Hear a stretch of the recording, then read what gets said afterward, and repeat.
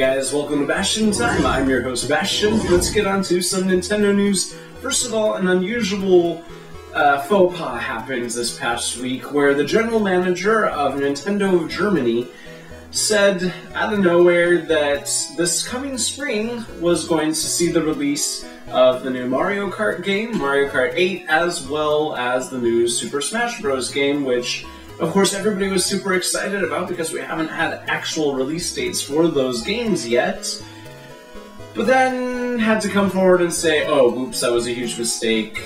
I don't know what I was talking about. So there are two options here. Number one, those games really are coming out this spring, and it was a surprise that Nintendo was going to announce, in a Nintendo Direct probably sometime soon. Or number two, he just really honestly made a huge mistake and accidentally made up release dates without knowing what he was talking about. It could go either way, in my opinion. We'll have to wait and see.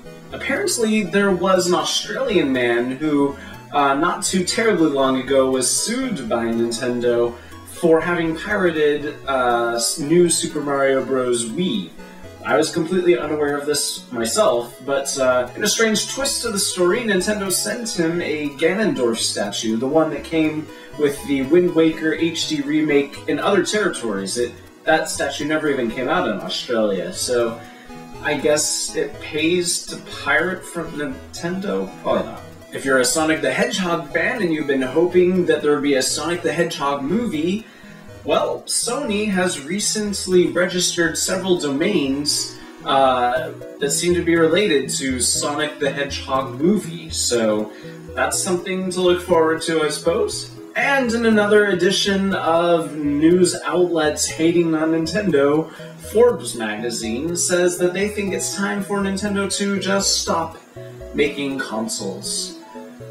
They're not the first to say this, but they probably won't be the last, but it's not going to happen. At least not for one more generation, so sorry, Forbes. And that's it for this episode of Nintendo News. See you guys tomorrow for more Nintendo news. See you then, bye.